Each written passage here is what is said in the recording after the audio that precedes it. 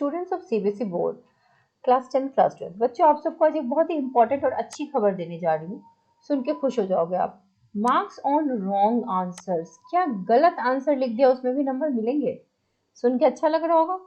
अब देखो, सीबीएसई आपको रॉन्ग आंसर्स पे मार्क्स कंप्लीटली नहीं देती, बट इसका ये मतलब नहीं है कि बिल्कुल नहीं देती।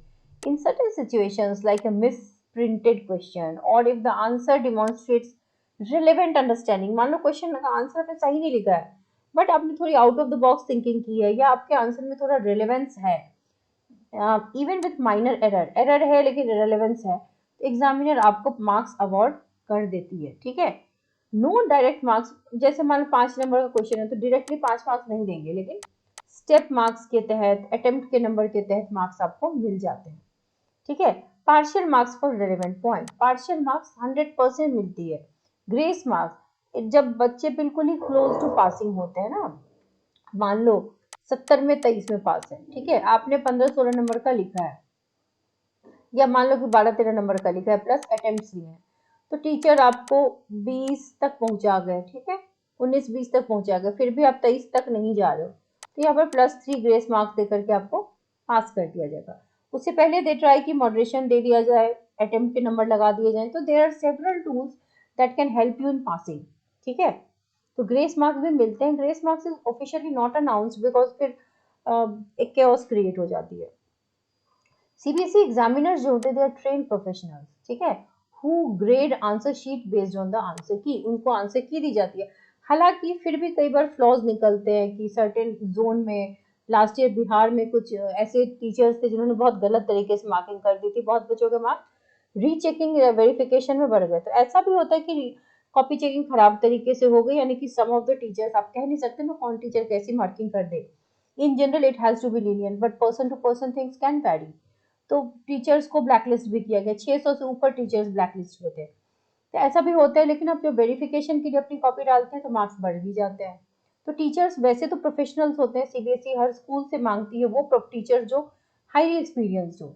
ठीक है, answer key is provided to teachers to ensure uniform marking without any bias. Teacher अपने दिमाग से ना दे मार्क्स, मतलब दे हैव अ फॉर्मेट जिसके हिसाब से उनको मार्क्स देना है। Examiners focus on the quality of content not on judgement. ठीक है, कंटेंट की क्वालिटी के हिसाब से आपको नंबर दिए जाते हैं। They prefer answers that are present in a presentable format and prepared accordingly, यानी कि जो जितना सीबीएसई के फॉर्मेट से आप तकल्लुफ रखते हैं उतना ज्यादा आपको अच्छे नंबर दिए जाते हैं। स्पेलिंग मिस्टेक्स के नंबर्स कटते हैं कब? जब आप लैंग्वेज पेपर दे रहे होते हो। साइंस, मैथ्स, इन सब जगहों पे स्पेलिंग में एरर के नंबर नहीं कटते। CBSE does not deduct marks for exceeding word limit.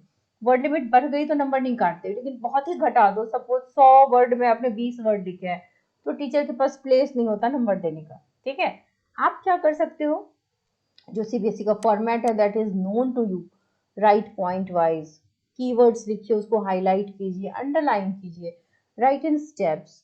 जैसे न्यूमेरिकल होता है तो पहले गिवन लिखते हैं, फिर फॉर्मूला लिखते हैं, फिर कैलकुलेट करते हैं, then finally you write the result.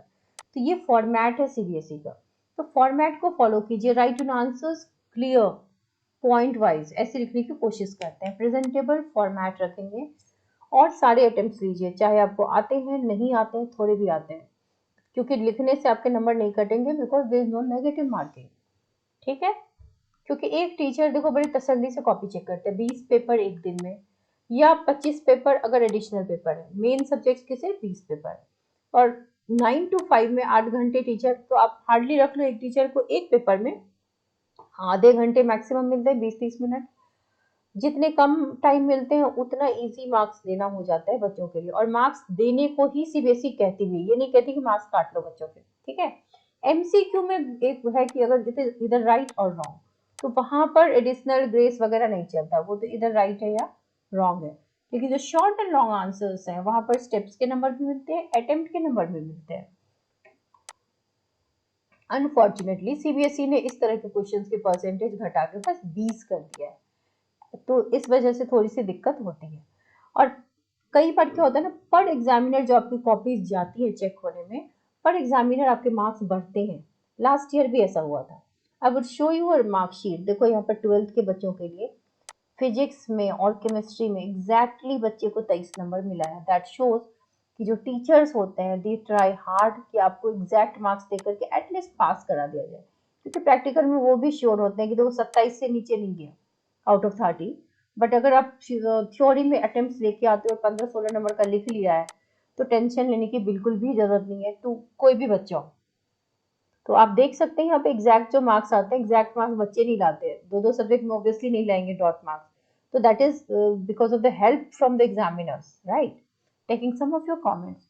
मेरा फिजिक्स और केमिस्ट्री का पेपर देने के बाद लग रहा है कि मुझे पढ़ाई छोड़ देनी चाहिए। अरे बेटा ऐसे नहीं सोचते हैं, ठीक है। अभी आपका पेपर जैसा भी गया दैट्स डन एंड डस्टेड, अब हो गया है। आगे आप बहुत अच्छा कर सकते हैं, हर बच्चे में टैलेंट होता है, ऐसे निराश दुखी नहीं होते। होता है कई बार हमें लगता है हमारा एग्जाम खराब गया, नंबर खराब आए, बट आपने अगर अटेम्प्ट वगैरह लिए हैं तो आप पास हो जाओगे। नहीं लिए हैं तो भी ज्यादा से ज्यादा आपका क्या होगा, आपकी कंपार्टमेंट आएगी, 1 महीने बाद कंपार्टमेंट का एग्जाम होगा। जैसे आपके एग्जाम्स खत्म होते हैं प्रिपेयर फॉर दैट सब्जेक्ट। दुखी होने से, खुद को कोसने से तो कोई फायदा नहीं है, ठीक है। आप कुछ करके दिखाओ, मेहनत करो, मेहनत करना there is no shortcut to success. और पास करना it's not a big thing. 5-7 साल के पीवाईक्यूज याद कर लो तो भी बच्चे अच्छे नंबर लेके 60% लेके पास हो जाते हैं। तो यू डू दैट, अपने आप को कोसने से कोई फायदा नहीं है, ठीक है। अगर किसी बच्चे का मान लो 2 पेपर से भी ज्यादा पेपर में कंपार्टमेंट आ गई तो यू विल बी गिविंग, आप अगले साल एग्जाम दोगे।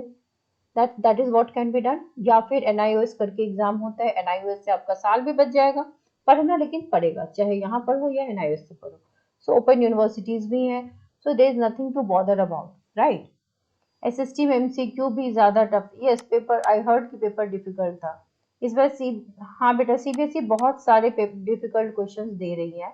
Again paper was tough, Hindi का पेपर, यस इवन हम, क्योंकि कॉम्पिटेंसी बेस्ड क्वेश्चंस बढ़ा दिए गए तो हर पेपर में लेवल जो है क्वेश्चन का बहुत डिफिकल्ट हो रहा है। कुछ बच्चे कह रहे हैं कोटा के हैं तो उनका पेपर इजी गया, अच्छा अच्छी बात है अगर पेपर इजी गया तो।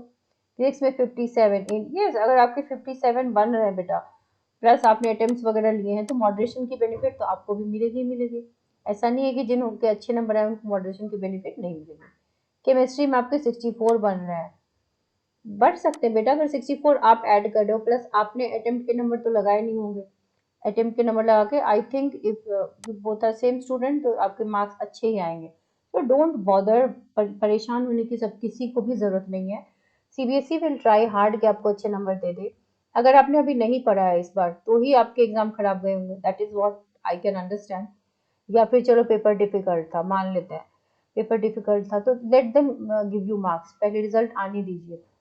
अगर आपने लिखा है फिर नंबर काट लिया तो वेरिफिकेशन करवाओ, उससे भी नंबर बढ़ेंगे। अगर वेरिफिकेशन में भी क्लियर नहीं होता तो कंपार्टमेंट देते हैं, कंपार्टमेंट में भी बहुत बच्चे क्लियर कर लेते हैं, ठीक है। सो अभी बहुत होप्स है, होप्स की कमी नहीं है। अगर सीबीएसई से आप नहीं पास हो पा रहे हो, आप एनआईओएस करके जो होता है ओपन स्कूलिंग से भी एग्जाम दे सकते हो। सो देर इज, आपके पॉसिबिलिटीज की कोई एंड ही नहीं है, बहुत सारी पॉसिबिलिटीज है। तो stay positive, stay focus, stay happy, wish you all the very best.